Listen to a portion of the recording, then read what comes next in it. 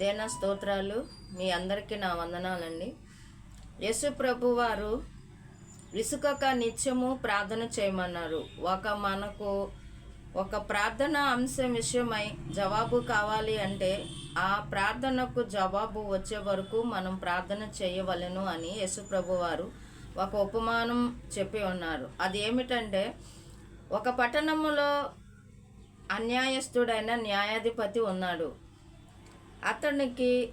అతని యొద్దకు మాటికి ఒక విధవరాలు వచ్చి, దేవా, నాకును నా ప్రతివాదికి న్యాయం చేయమని 1కి 2, 2కి 3, 4 మరి ఆ యొక్క న్యాయాధిపతి మనసు కరిగే వరకు ఆమె మాటిమాటికి ఆ సమస్య నిమిత్తం, అయ్యా, నాకు నా ప్రతివాదికి న్యాయం తీర్చుము, నాకు నా ప్రతివాదికి న్యాయం తీర్చుము, నాకును నా ప్రతివాదికి న్యాయం తీర్చుమని పదే ఆ విషయమై అతనికి ఆలోచించే వరకు కూడా ఆ స్త్రీ అతని దగ్గరికి వెళ్తుంది. వెళ్ళినప్పుడు ఆయన ఒక్క నిమిషము కొంతకాలము ఆ యొక్క అన్యాయస్తుడైన న్యాయాధిపతి ఒప్పుకోలేదు. ఆమె మాటికి ఆయన కంటపడి అడగటం వలన, జోగాడటం వలన ఒక్క నిమిషం ఆలోచించాడు. మాటికి రావటం వలన, ఏంటి ఈ అమ్మాయి మాటికి నా దగ్గరకు వస్తుంది, ఈమెకి ఎలానైనా న్యాయం చేయాలి అని ఆ అన్యాయస్తుడైన న్యాయాధిపతి ఒక్క నిమిషం ఆలోచిస్తాడంట. ఆలోచించినప్పుడు ఆమెకు న్యాయం తీర్చాడంట. అలాగే యేసు ప్రభు ఏమని చెప్తున్నాడంటే, ఆ అన్యాయస్తుడైన న్యాయాధిపతి విషయం చూడండి, ఆ స్త్రీ విషయం చూడు. మరి మాటికి వెళ్ళి అడగటం వలన ఆమె ఎలాగూ సహాయం పొందుకున్నదో అని యేసు ప్రభువు ఉపమానం చెబుతూ ఒక వాక్యం చెప్తున్నాడు. అది ఏమిటంటే, లూకాసు వార్త 18వ అధ్యాయము 4వ వచనం కానించి, అతడు కొంతకాలము ఒప్పకపోయెను. తరువాత అతడు, నేను దేవునికి భయపడకయు మనుషులను లక్ష్య పెట్టకయు ఉండినను, ఈ విధవరాలు నన్ను తొందర పెట్టుచున్నది గనుక ఆమె మాటికి వచ్చి గోజాడుకుండునట్లు ఆమెకు న్యాయము తీర్తునని తనలో తాను అనుకొనెను. మరియు ప్రభు ఇట్లా, నేను అన్యాయస్తుడైన ఆ న్యాయాధిపతి చెప్పిన మాట వినుడి. దేవుడు తాను ఏర్పరచుకొనిన వారు దీవారాత్రులు తన గురించి మొరపెట్టుకొనుచుండగా వారికి న్యాయము తీర్చడా? ఆయన వారికి త్వరగా న్యాయము తీర్చును. వారి విషయమే కదా ఆయన దీర్ఘశాంతము చూపుచున్నాడు అని యేసు ప్రభు వారు లూకాసు వార్త 18వ అధ్యాయము 1వ వచనం కానించి 8వ వచనం వరకు ఒక కథ రూపములో తన శిష్యులకు చెప్తున్నాడు మాట. అలాగే మనం కూడా ఒక విషయంలో, ఏ విషయమైనా సరే, ఎలాగూ ఆ అన్యాయస్తుడైన న్యాయాధిపతి దేవుడికి భయపడడంట. మనుషులను లక్ష్య పెట్టని ఆ అన్యాయస్తుడైన న్యాయాధిపతి, ఈ లోకములో ఉన్న ఆ న్యాయాధిపతే ఆ విధంగా న్యాయం తీర్చాలని ఒక్క నిమిషం ఆలోచించాడు కదా. మరి మీరు అంతకన్నా పరమ న్యాయాధిపతుడైన యేసు ప్రభు వారు మరి మీకు జవాబు వచ్చే వరకు కూడా తనకు దేవారాత్రములు మొరపెట్టగా వారికి న్యాయం తీర్చడా? వారికి త్వరగా న్యాయం తీరుస్తాడంట. వారికి త్వరగా న్యాయం తీర్చటానికే కదా నేను దీర్ఘశాంతము చూపుచున్నానని యేసు ప్రభు వారు ఒక ఉపమాన రీతిగా ఒక కథా రూపముగా అర్థమయ్యే రీతిగా తన శిష్యులకు బోధించాడు.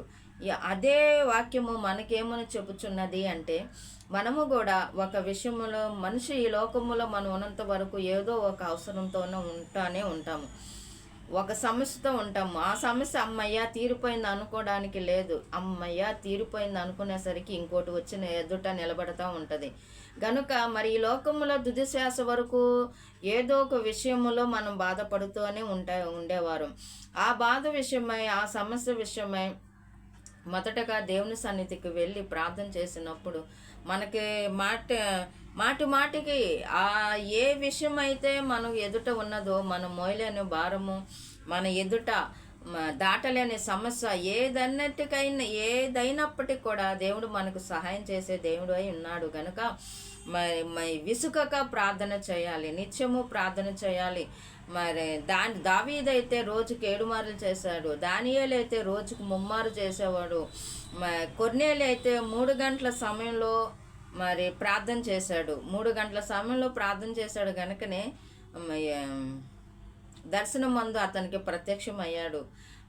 మిద్దె మీద మిట్ట మధ్యాహ్నము మిద్దె మీద 12 గంటలకు మిద్దె మీద ఎక్కాడు పేతురు. మరి అలాగూ ఎనీ టైం మన ప్రార్థనకి సూర్యాస్తం మొదలుకొని సూర్యోదయం మొదలుకొని సూర్య అస్తమయం వరకు కూడా యెహోవా నామము స్తుతి నొందదగినది. మనకు ఆ సమయంలోనే మనం ప్రార్థన చేయాలి, ఈ సమయంలోనే ప్రార్థన చేయాలన్న మరి కండిషన్ లేదు.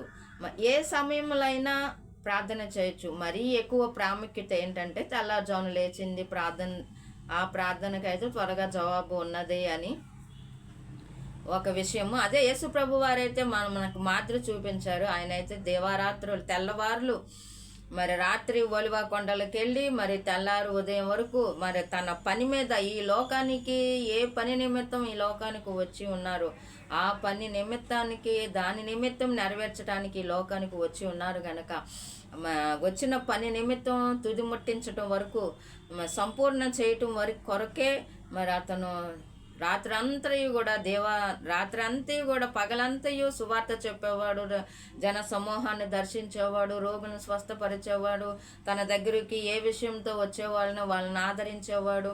రాత్రులు మాత్రం ఒలివ కొండలకు వెళ్ళి ప్రార్థన చేస్తూ ఉండేవాడు. మనిషి కుమారుడు గనక మరి అన్నీ కూడా అతను భరించాడు, వ్యధను భరించాడు గనక మరి దేవుడు మనకు కూడా మరి ఆ విధముగా మనకి ప్రార్థన సహాయము కొరకు మనమే వెళ్ళాలి. ఆ క్రీస్తు అనే కొమ్మను మనము పట్టుకొని ఆ భారము మనకే ఉండదు గనక మరి ఎక్కువగా మనం ప్రార్థన చేసుకొని ప్రార్థన గదిలోనికి వెళ్ళి ప్రార్థన చేయవలసిన వారమై ఉన్నాము. అంతటి అధికారము కలిగిన యేసు ప్రభు వారే ప్రార్థన చేశారు. మరి తన తండ్రి చిత్తాన్ని నెరవేర్చడం కొరకు మనిషి కుమారుడుగా ఈ భూమి మీద ఉన్నందుకు అతను కూడా రాత్రంతా కూడా ప్రార్థన చేస్తూ సాధించాడు.